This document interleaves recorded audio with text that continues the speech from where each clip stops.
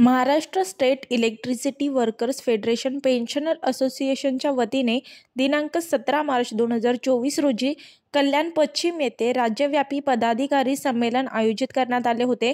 या संमेलनामध्ये वीज कर्मचाऱ्यांना पेन्शन नाकारणाऱ्या राज्य व केंद्र सरकारला सन 2024च्या लोकसभा निवडणुकीमध्ये मतदान न करण्याचा निर्णय घेण्यात आला। या संमेलनाच्या अध्यक्षस्थानी ज्येष्ठ वीज कामगार नेते मा.व्ही. जोगळेकर, उद्घाटक कॉम्रेड कृष्णा भोयर, सरचिटणीस प्रमुख मार्गदर्शक म्हणून comrade MR. Jadhav, EPF 95 pension association संघर्ष समिती प्रमुख पाहुणे comrade Arun Maske, BL Wankhede, Abdul Sadiq, JN Baviskar, GR Patil हे उपस्थित होते। महाराष्ट्र राज्य विद्युत मंडळ आणि निर्मिती पारेषण वितरण या वीज कंपन्यांमधील जोखीम पत्करून काम करणाऱ्या हजारो कर्मचारी, अभियंते, अधिकारी यांना पेन्शन मिळत नसल्यामुळे प्रचंड असंतोष राज्यभर आहे। वीज कर्मचाऱ्यांच्या पेन्शनची मागणी पूर्णत्वास नेण्याकरिता वर्कर्स फेडरेशनचे सेवानिवृत्त पदाधिकारी यांचे राज्यव्यापी संमेलन आयोजित करण्यात आले होते। बिहार, उत्तर प्रदेश, कर्नाटक, झारखंड इत्यादी राज्यातील वीज कंपन्यांना पेन्शन लागू आहे, मात्र देशाच्या वीज उद्योगात अग्रगण्य असलेल्या महाराष्ट्रातील निर्मिती, पारेषण आणि वितरण या वीज कंपन्यातील कर्मचारी, अभियंते आणि अधिकारी यांना पेन्शन योजना लागू नाही।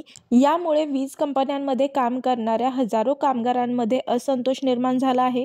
महाराष्ट्र सरकारने त्यांच्या कर्मचाऱ्यांकरिता दिनांक 1 मार्च 2024 रोजी राष्ट्रीय पेन्शन योजना म्हणजेच NPS लागू केली आहे। महाराष्ट्रातील वीज कंपन्यातील कर्मचाऱ्यांना सन 2018 मध्ये महाराष्ट्र शासनाने स्वयंबळावर मंजूर केलेली पेन्शन योजना लागू करावी या मागणीकरता अनेक आंदोलने झाली आहेत।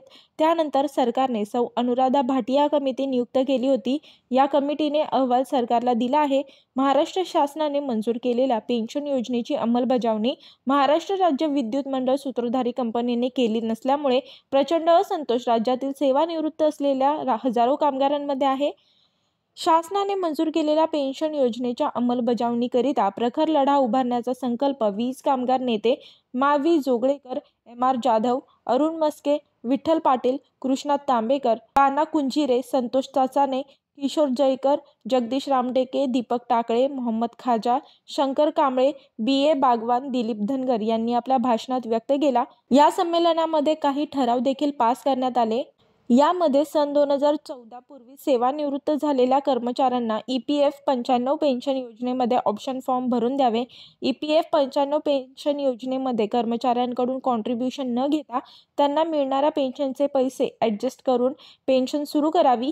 वीज कर्मचाऱ्यांच्या महाराष्ट्र सरकारने मंजूर केलेल्या सन 2018च्या पेन्शन योजना लागू करण्याच्या मागणीकरता सेवानिवृत्त कर्मचारी आणि कार्यकारी कर्मचारी यांनी एकत्रित संघर्ष करण्याचा निर्णय घेण्यात आला।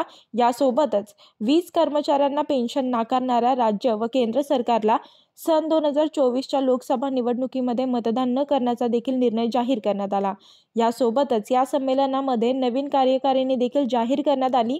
वर्षा काटेकर, योद्धा न्यूज, नवी मुंबई।